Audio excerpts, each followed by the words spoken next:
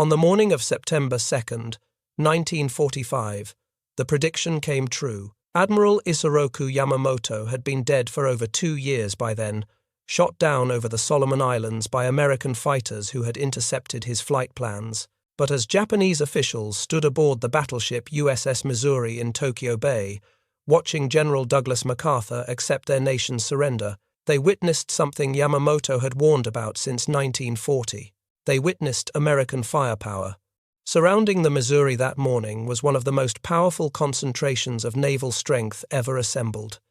Over 300 ships filled Tokyo Bay.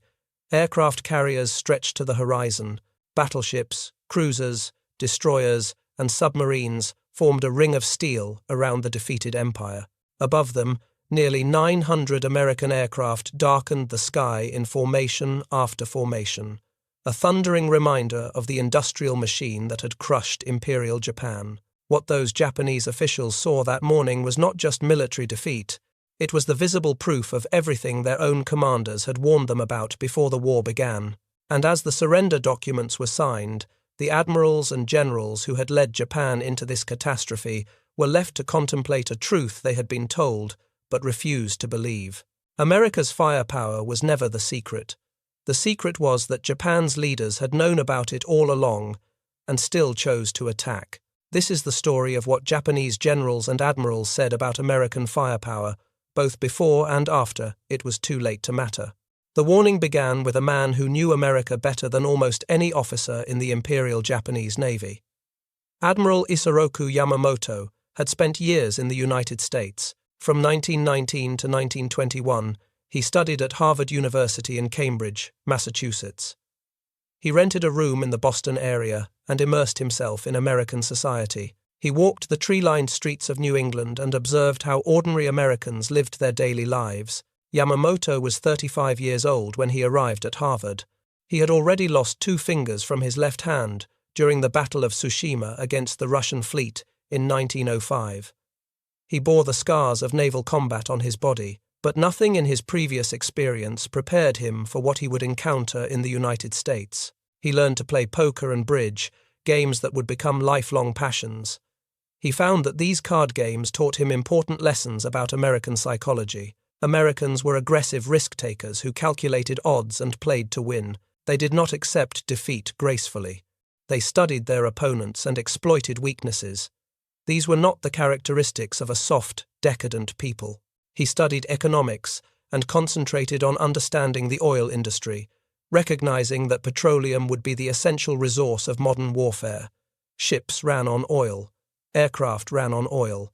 Tanks ran on oil. A navy without fuel was no navy at all. And America had more oil than Yamamoto could have imagined. The young Japanese officer arrived in America, expecting to learn about its military capabilities. What he discovered went far beyond guns and ships. Yamamoto encountered a society of abundance that seemed almost impossible to a man raised in resource-poor Japan. Where Japan struggled with shortages of virtually everything, America had surpluses of virtually everything. 3 observations particularly shocked him during his time in America. First, women attended universities as equals alongside men. This was virtually unthinkable in Japan at the time, and it suggested a society willing to mobilize its entire population for national purposes. Second, basic commodities like sugar were abundant without any rationing. Japan constantly struggled with shortages, yet America treated luxuries as everyday necessities. Third, and most importantly, the factories, steel mills, and oil fields demonstrated unparalleled production capacity that dwarfed anything in Asia. Yamamoto traveled extensively across the United States during his tour of duty. He visited automobile factories in Detroit, where he watched Ford and General Motors produce vehicles on assembly lines at rates that seemed impossible. A single Ford plant could produce more cars in a month than all of Japan's automobile industry produced in a year. The efficiency of American manufacturing was unlike anything Yamamoto had witnessed in Asia or Europe. He observed the oil fields in Texas, where American wells pumped more petroleum in a single month than Japan possessed in its entire strategic reserve. The vast derricks stretched across the landscape in every direction. Tank farms held millions of barrels of crude oil. Refineries processed fuel around the clock. Japan, by contrast, had almost no domestic oil production. Every drop of fuel for Japanese ships and aircraft had to be imported, mostly from the Dutch East Indies, over thousands of miles of vulnerable sea lanes. He saw the steel mills of Pennsylvania, where blast furnaces produced more metal in a year than all of Japanese industry combined. Rivers of molten steel poured from furnaces that operated 24 hours a day. Pittsburgh alone manufactured more steel than the entire Japanese empire, and steel was the foundation of modern warfare. Without steel, there could be no ships, no tanks, no artillery, no aircraft. What he witnessed fundamentally changed his understanding of what Japan faced if it ever went to war with the United States. After returning to Japan, Yamamoto rose through the ranks of the Imperial Navy. He became an advocate for naval aviation at a time when most admirals still believed battleships were the ultimate expression of sea power. He helped build Japan's carrier fleet into the most powerful striking force in the Pacific. He served as naval attaché in Washington from 1926 to 1928, deepening his understanding of American society and military power. During his second American tour, Yamamoto studied the country even more carefully. He traveled to American military installations. He observed naval exercises. He read American newspapers and magazines. He played poker with American officers and businessmen, learning to understand their psychology and competitive nature. He became fluent in English. He developed an appreciation for American culture that made him simultaneously respect and fear the United States. And throughout his career, he repeatedly warned his government about the danger of underestimating American industrial power. In 1940, as militarists in Tokyo pushed for war against the Western powers, Yamamoto was asked what would happen if Japan attacked the United States. His response became one of the most prophetic statements of the entire war. He told Prime Minister Fumimaro Konoe that if ordered to fight, he would run wild for the first 6 months to a year of war against the United States and Great Britain. He would win victory upon victory. But then, if the war continued after that, he had no expectation of success. Yamamoto understood something that his colleagues did not want to hear. He had seen the factories. He had witnessed the raw material wealth. He knew that Japan lacked the national power for a prolonged conflict with America, as he put it bluntly to anyone who would listen. Anyone who has seen the auto factories in Detroit and the oil fields in Texas knows that Japan lacks the national power for a naval race with America. This quote has been verified through multiple historical sources. Yamamoto said these words to colleagues before the war began. He was not predicting defeat to demoralize his nation. He was trying to prevent a catastrophic mistake. But Yamamoto did not stop with economic warnings. He understood the psychological dimension of any conflict with America. When discussing what would be required for Japan to actually defeat the United States, he made a statement that revealed the hopelessness of the enterprise. Should hostilities once break out between Japan and the United States, he said, it is not enough that we take Guam and the Philippines, nor even Hawaii and San Francisco. We would have to march into Washington and sign the treaty in the White House. This was not boasting. Yamamoto was making the opposite point. He was telling his colleagues that nothing less than the complete conquest of America would suffice for victory, and such a conquest was obviously impossible. Even in his boldest strategic imaginings, Japan could not project power across the Pacific to the American mainland, occupy it against armed resistance, and dictate terms in the American capital. Japanese propagandists later took this quote out of context, presenting it as confident prediction of victory. American propagandists did the same, using it to portray Yamamoto as a dangerous fanatic. But Yamamoto's meaning was exactly the opposite. He was counseling against war by demonstrating its impossibility. Despite his warnings, Yamamoto was a loyal officer. When the decision for war was made against his advice, he devoted his considerable intellect to giving Japan its best chance of success. He designed the attack on Pearl Harbor specifically to knock out the American Pacific Fleet and buy Japan time to establish a defensive perimeter. If Japan could not win a long war, perhaps it could win a short one. On December 7th, 1941, Japanese aircraft launched from 6 carriers and attacked the American naval base at Pearl Harbor, Hawaii. the strike force achieved complete tactical surprise. Two waves of aircraft, over 350 planes in total, descended on the harbour beginning at 7:55 in the morning local time. American sailors were at breakfast. Soldiers were sleeping in their barracks. The Sunday morning peace was shattered by diving aircraft and exploding bombs. 18 American ships were sunk or damaged, including 8 battleships. The USS Arizona exploded catastrophically when a bomb penetrated her forward magazine, killing over 1,100 sailors in seconds. The USS Oklahoma capsized after multiple torpedo hits, trapping hundreds of men below decks. The USS West Virginia settled to the harbor bottom in flames. 188 American aircraft were destroyed on the ground, many of them lined up wingtip to wingtip as protection against sabotage, making perfect targets for Japanese strafing runs. Over 2,400 Americans died that morning, and over 1,100 more were wounded. Japanese pilots returned to their carriers, celebrating what appeared to be a stunning victory.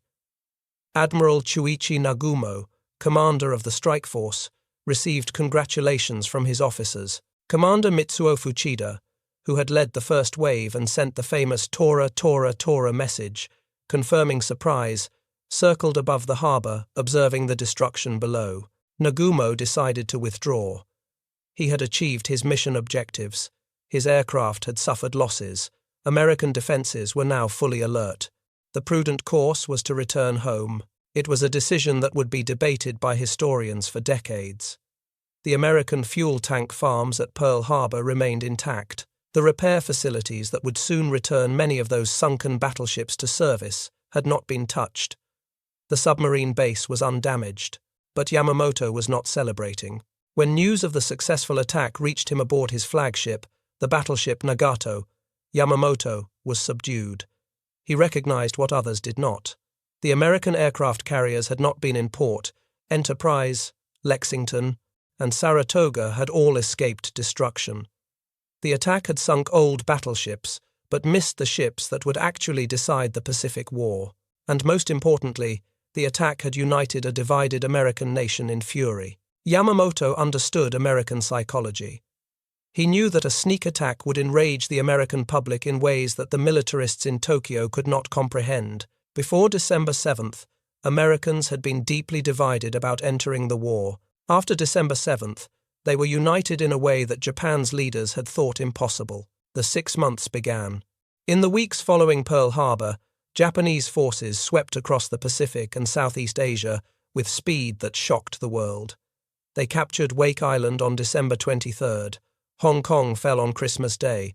Manila was declared an open city on December 26th as Japanese forces advanced through the Philippines. Singapore, supposedly the strongest fortress in the British Empire, surrendered on February 15th, 1942, with over 80,000 British and Commonwealth troops taken prisoner. The Dutch East Indies fell in March. Burma was conquered by May.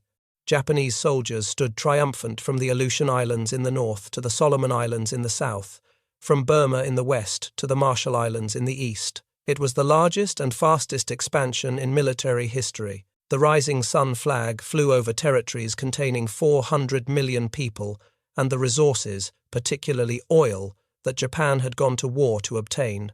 Japanese newspapers celebrated. Military leaders basked in glory. The divine destiny of the Japanese Empire seemed assured, but Yamamoto counted the days. He knew his 6 months were ticking away, and he knew that somewhere across the Pacific, American factories were already beginning to turn. The turning point came exactly 6 months after Pearl Harbor, just as Yamamoto had predicted. On June 4, 1942, Japanese and American carrier forces clashed near Midway Atoll in the Central Pacific. Yamamoto had planned this battle as the decisive engagement that would destroy what remained of American carrier power. He brought 4 fleet carriers, Akagi, Kaga, Soryu, and Hiryu. He brought 2 light carriers, 11 battleships, and over 250 aircraft. It was the most powerful naval force Japan had ever assembled for a single operation. The plan was complex, perhaps too complex. Yamamoto divided his forces among multiple groups, spread across hundreds of miles of ocean. He personally commanded from the battleship Yamato, the largest warship in the world. but positioned himself far behind the carrier strike force. Communications between the scattered forces would prove difficult.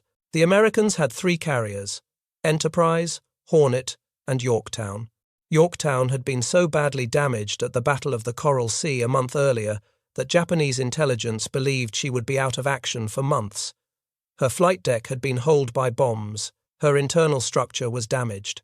Under normal circumstances, repairs would have taken 90 days in a shipyard, but American repair crews at Pearl Harbor demonstrated exactly the industrial capability that Yamamoto had warned about. Working around the clock in 3 shifts, they patched Yorktown's flight deck, restored her essential systems, and sent her back to sea after just 72 hours in dry dock. It was an impossible feat of engineering and determination, and it would prove decisive. American codebreakers had intercepted Japanese communications and knew the attack was coming. Station Hypo in Hawaii, led by Commander Joseph Rochefort, had broken enough of the Japanese naval code to determine that the target was Midway. Admiral Chester Nimitz positioned his carriers northeast of the atoll and waited for the Japanese to arrive. The battle began at dawn on June 4th, when Japanese aircraft launched to strike Midway Island itself. Vice Admiral Nagumo, commanding the carrier strike force, sent over 100 aircraft to neutralize the island's defenses. The strike succeeded in destroying many American aircraft on Midway, but the island's anti-aircraft guns remained operational, and the surviving American planes attacked the Japanese fleet. These initial American attacks were disasters. Torpedo bombers from Midway, slow and vulnerable without fighter escort, were slaughtered by Japanese Zeros. Of the 41 American torpedo planes that attacked the Japanese carriers that morning, only 6 survived. Not a single torpedo hit its target, but while Japanese fighters were down at low altitude chasing torpedo bombers, American dive bombers from Enterprise and Yorktown found the Japanese carriers at their most vulnerable moment. The Japanese flight decks were crowded with aircraft being refueled and rearmed. Aviation gasoline was pumped from hoses strewn across the deck. Bombs and torpedoes were stacked near aircraft waiting to be loaded. The carriers were floating ammunition dumps. Lieutenant Commander Wade McCluskey led dive bombers from Enterprise. They had been searching for the Japanese fleet and were running low on fuel. McCluskey spotted a Japanese destroyer heading northeast and followed it. The destroyer was returning to the main fleet after attacking an American submarine. McCluskey's gamble paid off. In 5 minutes, 3 Japanese carriers were reduced to burning wrecks. Akagi, the flagship of the strike force, took 1 bomb that ignited gasoline and armed aircraft. Kaga took 4 bombs that turned her hangar deck into an inferno. Soryu took 3 bombs that set off a chain reaction of explosions. All 3 carriers were abandoned and would sink within hours. A 4th carrier, Hiryu, had been separated from the others and escaped the initial attack. Her aircraft launched a counterattack that found Yorktown and hit her with bombs and torpedoes. The American carrier was fatally damaged and eventually sank after being hit by a Japanese submarine 2 days later. But Hiryu herself was caught later that afternoon. American dive bombers found her and scored 4 direct hits. She burned through the night and was scuttled the next morning. In a single day, Japan lost 4 fleet carriers, a heavy cruiser, 248 aircraft, and over 3,000 sailors and airmen, including many of its most experienced pilots. American losses were 1 carrier, 1 destroyer, 150 aircraft, and 307 men. Japan had suffered its first decisive carrier defeat and its most catastrophic naval loss since the rise of the Imperial Navy. More importantly, the expansion was over. From this point forward, Japan would fight a defensive war it could not win. Yamamoto received the news aboard his flagship. According to officers who witnessed his reaction, he was not surprised. He had predicted 6 months of victory. Midway came 6 months after Pearl Harbor. His prophecy had been fulfilled to the day. The next phase of the war revealed exactly what Yamamoto had warned about.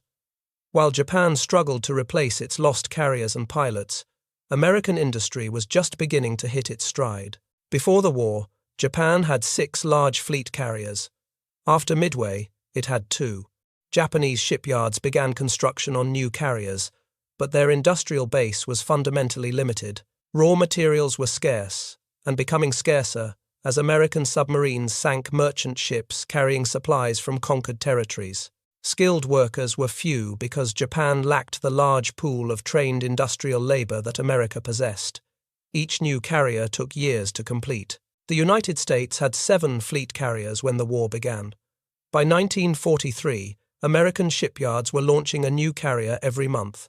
By 1944, the Pacific Fleet had more than 20 fleet and light carriers, with dozens more under construction. American industrial production was not just growing, it was accelerating. The Essex-class carriers exemplified American industrial power.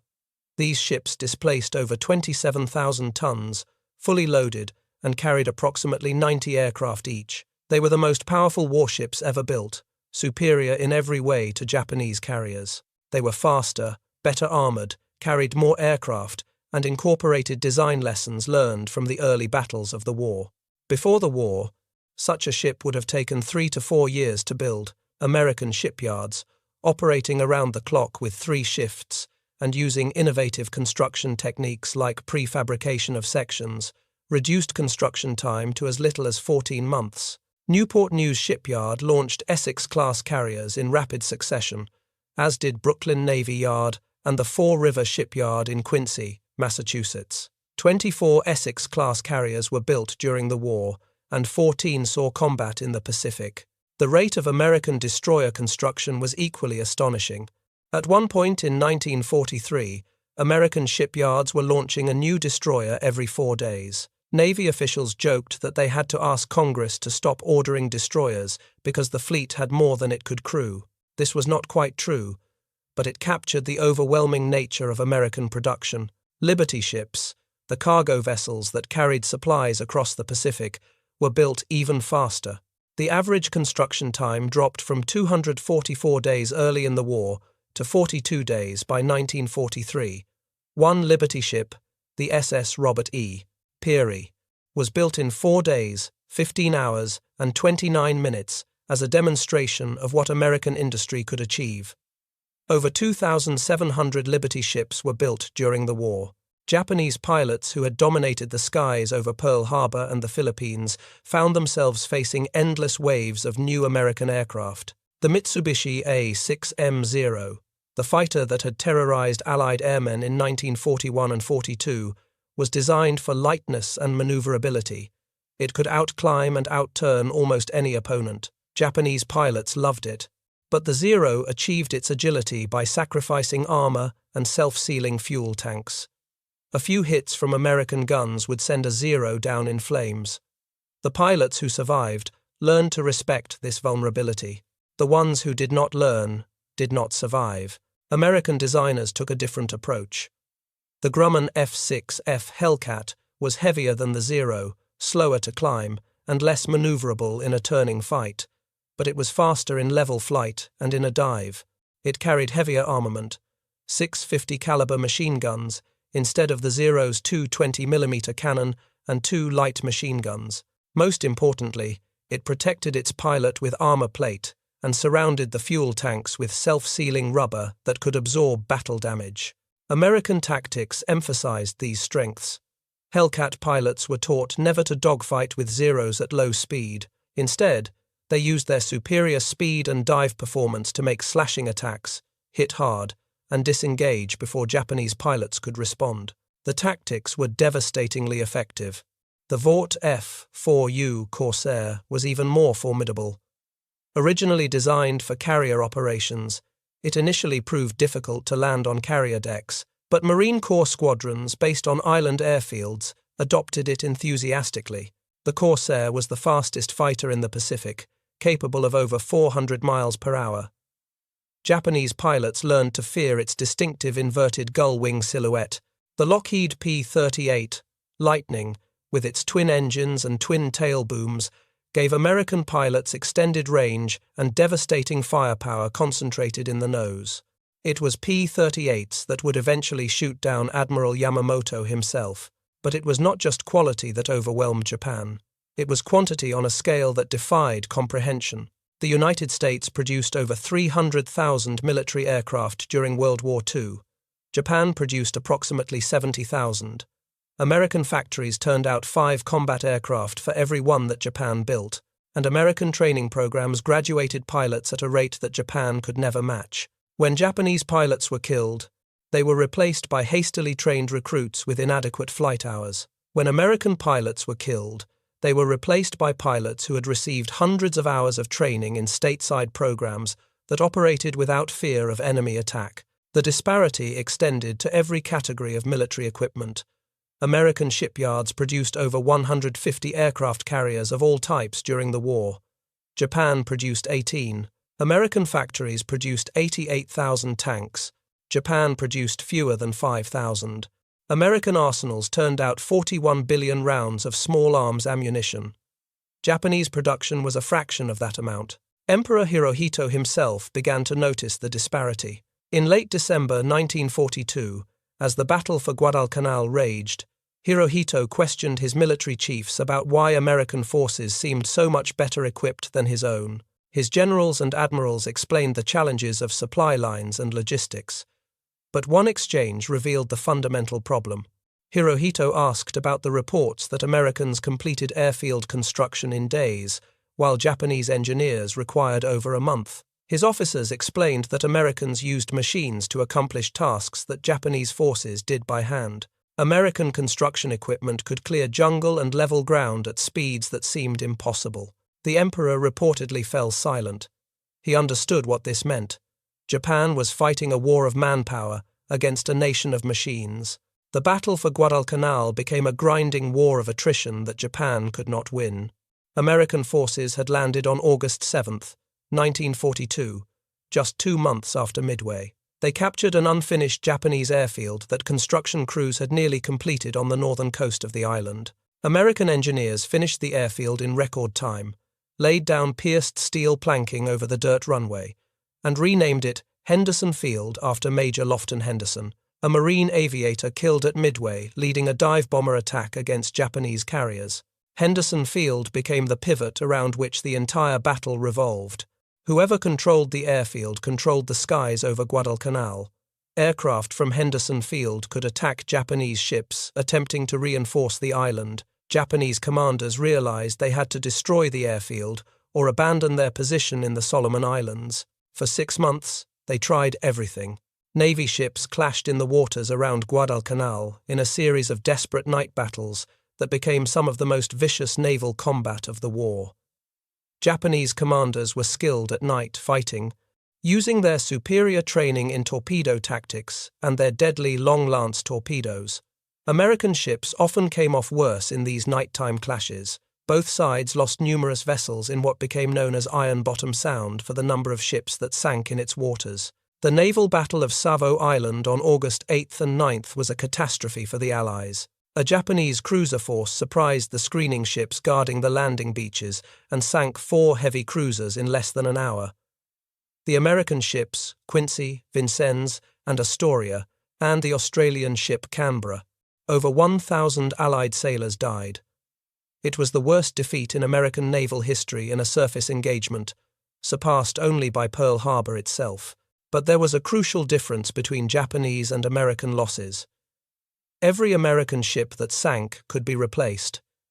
Every Japanese ship that sank was gone forever. American shipyards were already building replacement cruisers faster than they could be sunk. Japanese shipyards could not keep pace. The Tokyo Express, as Americans called the nightly Japanese destroyer, runs bringing reinforcements and supplies to Guadalcanal, demonstrated both Japanese determination and American growing dominance.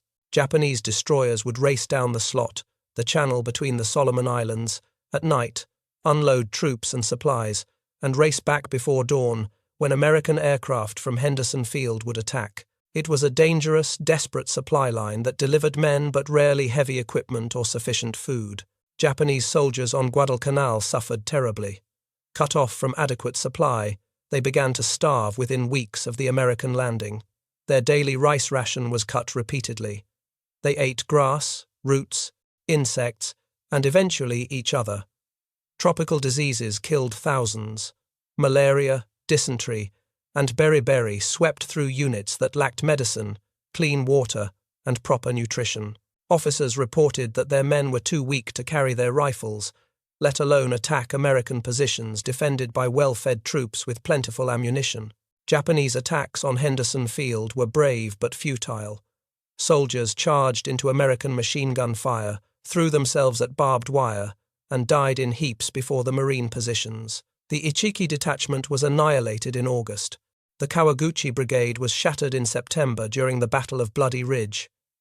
Each attack was supposed to be the decisive assault that would destroy the American position. Each attack failed against firepower that seemed inexhaustible.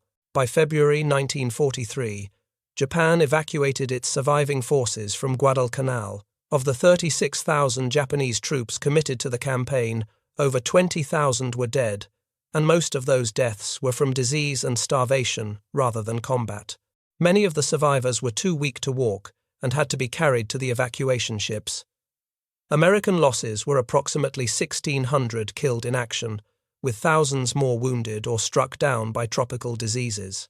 The pattern established at Guadalcanal would repeat across the Pacific for the next 2.5 years. Japan would defend an island with determination and courage. American forces would assault with overwhelming firepower and materiel. Japanese defenders would inflict casualties but ultimately be annihilated. And then the Americans would advance to the next island, bringing more ships, more planes, more men, and more equipment than before. The Japanese Navy attempted to reverse the tide at the Battle of the Philippine Sea in June 1944. This was supposed to be the decisive battle that Japanese strategists had dreamed of since the war began. The Japanese assembled 9 carriers with over 500 aircraft. Vice Admiral Jisaburo Ozawa believed his pilots could defeat the Americans if given a chance to strike first. His carriers would launch from beyond American attack range, strike the enemy fleet, land on airfields in the Mariana Islands to refuel and rearm, then return to their carriers. It was an elegant plan that might have worked in 1942, but this was 1944. Instead of the weakened force Japan expected, they encountered Task Force 58 under Admiral Mark Mitcher. It was the most powerful naval force in history up to that point. 15 American carriers, including 7 of the new Essex-class ships, launched over 900 aircraft. The American pilots were superbly trained. Many had combat experience from earlier campaigns. They flew aircraft that outperformed anything Japan could put in the air. The Japanese struck first, as Ozawa had planned, but American radar detected the incoming attack waves long before they reached the fleet. Hellcats scrambled to intercept, guided by fighter directors who could track both friend and foe on their radar screens. The result was a massacre. The battle became known as the Great Marianas Turkey Shoot. American fighters, vectored onto Japanese formations by radar, tore through the attacking aircraft. Japanese pilots, many of them recent graduates with minimal flight training, flew in rigid formations that made them easy targets. They lacked the fuel to maneuver extensively. They lacked the experience to respond to American tactics. Over 350 Japanese aircraft were shot down on June 19th alone. American fighters and anti-aircraft guns destroyed wave after wave of attackers. Only a handful of Japanese aircraft reached the American fleet, and they scored only minor damage. American losses that day were approximately 30 aircraft. The next day, American aircraft found the Japanese fleet and attacked at extreme range near sunset. They sank the carrier Hyo and damaged several other ships. The return flight to American carriers in darkness was dangerous. Many pilots ran out of fuel and ditched in the ocean, but rescue operations recovered most of the downed aircrews. Over 50 American aircraft were lost to fuel exhaustion. But only 16 pilots and 33 aircrew died. When the battle ended, Japan had lost 3 carriers, including Taiho, the newest and most advanced ship in the fleet, which exploded due to aviation fuel fumes. Over 600 aircraft were destroyed. More critically, Japan lost most of its remaining trained naval aviators. The men who died over the Philippine Sea could never be replaced. Japan no longer had time to train pilots properly, and the fuel for training flights was increasingly scarce. The Japanese carrier force was effectively finished as a fighting unit. It would sortie once more, at Leyte Gulf in October 1944, but only as a decoy force meant to draw American carriers away from the invasion beaches. The great carriers that had struck Pearl Harbor and conquered half the Pacific were reduced to empty hulks, offering themselves as bait. American pilots who participated in the Philippine Sea battle expressed amazement at how easy it had been. The Japanese pilots they faced were nothing like the skilled veterans of 1941 and 42. These were hastily trained replacements who flew in predictable formations and fell quickly to American guns. One American pilot described it as shooting fish in a barrel. Another compared it to a training exercise. The days of feared Japanese air superiority were over. The fall of Saipan in July 1944 brought the war home to the Japanese government. Saipan was part of the Mariana Islands, and its capture meant that American B-29 bombers could now reach the Japanese home islands. Tokyo itself would be within range of American air attacks. The strategic implications were devastating. Japan's war planners had always assumed that the home islands would remain beyond the reach of enemy bombers. Now that assumption was shattered. The civilian population, already struggling with shortages, would face direct attack. Prime Minister Hideki Tojo, who had led Japan into the war, resigned in disgrace. His government fell, replaced by leaders who privately understood that the war was lost but could not bring themselves to surrender. General Tomoyuki Yamashita, the conqueror of Singapore, who was later known as the Tiger of Malaya, was transferred to command the defense of the Philippines. He understood perfectly well what he faced. The Americans had returned with overwhelming force, hundreds of ships, thousands of aircraft, and hundreds of thousands of soldiers. Yamashita fought a skillful defensive campaign, retreating into the mountains of Luzon and avoiding the decisive battle that American commanders sought. But he could not stop the American advance. His supply lines were cut, his ammunition dwindled, his soldiers starved in the jungle, while American troops received regular rations, mail from home, and even ice cream. After the war, Yamashita was tried for war crimes in Manila. The proceedings revealed the impossible situation he had faced. American attacks had destroyed his communications networks. He could not coordinate his scattered forces because he lacked radios, vehicles, and even reliable messenger services. Japanese commanders throughout the Philippines had been isolated, unable to receive orders or report on their situations. The American forces, by contrast, seemed to possess unlimited resources. They could bombard Japanese positions for hours before attacking. They could call in airstrikes at will. They could bring up tanks, artillery, and fresh infantry whenever needed. Japanese soldiers who survived American assaults described walls of fire that seemed impossible to penetrate. The final year of the war brought suffering to Japan on a scale that even Yamamoto had not imagined. American B-29 bombers, flying from Saipan, Tinian, and Guam, began systematic attacks on Japanese cities in November 1944. At first, these were precision raids aimed at aircraft factories and industrial facilities. But poor weather and the limitations of high-altitude bombing produced disappointing results. In March 1945, the strategy changed. General Curtis LeMay ordered low-altitude incendiary raids against Japanese urban areas. On the night of March 9th and 10th, over 300 B-29s attacked Tokyo with incendiary bombs. The resulting firestorm killed approximately 100,000 people, destroyed 16 square miles of the city, and left over 1 million homeless. It was the deadliest air raid in human history. And it was just the beginning. Over the following months, American bombers burned city after city. Osaka, Nagoya, Kobe, Yokohama, and dozens of smaller cities were reduced to ashes. Japan's industrial capacity, already strained, collapsed. Factory workers fled to the countryside. Raw materials could not reach assembly lines. Production of aircraft, ammunition, and equipment fell catastrophically. By summer 1945, American bombers had run out of major cities to burn.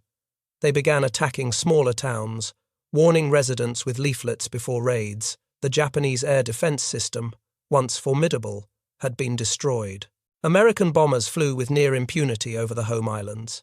The Japanese response was kamikaze attacks, suicide strikes by pilots who deliberately crashed their aircraft into American ships. These attacks began during the Philippines campaign and intensified during the battles for Iwo Jima and Okinawa. Thousands of young Japanese men volunteered to die, flying obsolete aircraft on one-way missions against the American fleet. The kamikaze attacks caused significant American casualties.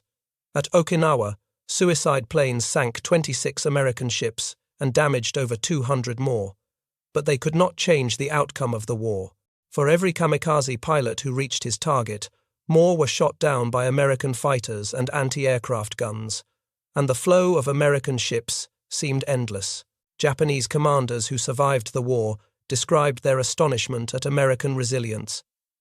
Ships that would have crippled any other navy were repaired and returned to combat within weeks. Losses that would have forced other nations to negotiate were absorbed without hesitation. The Americans kept coming, wave after wave, until there was nothing left to defend. The invasion of Okinawa in April 1945 demonstrated the full weight of American power. The assault force included over 1,300 ships and over 180,000 soldiers, sailors, and Marines. It was the largest amphibious operation of the Pacific War. Japanese defenders fought with their customary determination. Over 100,000 Japanese soldiers died defending the island. But American firepower was overwhelming.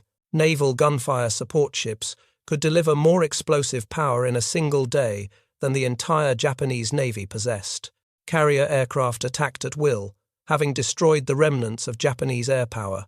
The battle for Okinawa lasted nearly 3 months and cost over 12,000 American lives, with total casualties approaching 50,000 when including the wounded. Japanese military deaths exceeded 100,000. Civilian casualties on the island may have reached 100,000 more, including many who committed suicide rather than surrender. By summer 1945, Japan was utterly defeated, but had not surrendered. American military planners prepared for Operation Downfall, the invasion of the Japanese home islands. They estimated over 1 million American casualties and possibly 10 million Japanese deaths. The fighting would make Okinawa look minor by comparison. But another demonstration of American industrial and scientific power was coming. Since 1942, the United States had been working on a secret project code named Manhattan. Thousands of scientists, engineers, and workers labored at sites across the country. Los Alamos in New Mexico, Oak Ridge in Tennessee, Hanford in Washington. They were building the most destructive weapon in human history, and Japan had no equivalent program. The atomic bomb project cost approximately $2 billion, the equivalent of over $30 billion today. It employed over 125,000 people at its peak. It consumed more electricity than some small countries.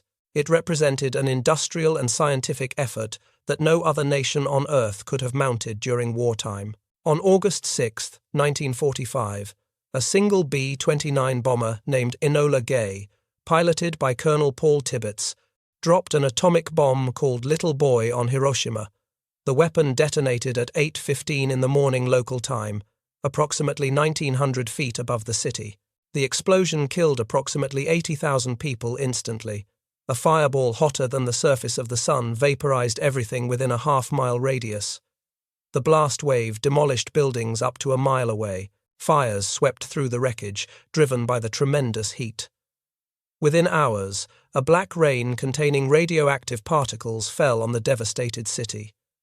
By the end of 1945, the death toll would reach approximately 140,000 as victims succumbed to burns, radiation, sickness, and injuries. Japanese leaders were stunned but did not immediately surrender. Some believed it must have been a freak accident or perhaps a natural disaster. Others suspected a new weapon but doubted America could have more than one. The Supreme Council met but could not reach agreement on how to respond. 3 days later, a second atomic bomb destroyed Nagasaki. Fat Man, a plutonium implosion device different in design from the Hiroshima bomb, detonated over Nagasaki at 11:02 in the morning on August 9th. The city's hilly terrain limited the damage compared to flat Hiroshima, but approximately 40,000 people died immediately, with the final toll reaching over 70,000. These weapons represented something unprecedented in human history: the ability to destroy an entire city with a single bomb carried by a single aircraft. And the fact that America possessed them while Japan did not illustrated the ultimate disparity between the two nations. American industry, American science, American resources had produced weapons that Japan could not even imagine, let alone build. Some Japanese military leaders wanted to continue fighting even after Nagasaki. They argued that Japan still had millions of soldiers under arms. They insisted that the Americans could not have many atomic bombs. They urged preparations for a final, suicidal defense of the homeland. Emperor Hirohito intervened personally to end the war. In an unprecedented move, he attended an imperial conference near midnight on August 9th and declared his support for accepting the Allied surrender terms. On August 14th, the Council accepted. On August 15th, 1945, Hirohito's recorded voice was broadcast to the Japanese people for the first time in history. The emperor did not use the word surrender. Japanese officials could not bring themselves to speak so directly. Instead, Hirohito said that the war situation had developed not necessarily to Japan's advantage. He announced that Japan had decided to effect a settlement of the present situation by resorting to an extraordinary measure. The meaning was clear despite the euphemisms. Japan had lost. On September 2nd, aboard the USS Missouri, the formal surrender was signed. General MacArthur presided. Representatives of Japan signed documents accepting complete defeat. Around the Missouri, those 300 ships and 900 aircraft displayed the power that had destroyed the Japanese Empire. It was a visual demonstration of everything Yamamoto had predicted and his colleagues had refused to believe. In the years after the war, surviving Japanese commanders were interrogated by American officers seeking to understand the conflict from the enemy's perspective. These interviews, conducted under the United States Strategic Bombing Survey and other intelligence programs, revealed that many Japanese leaders had known from the beginning that their cause was hopeless.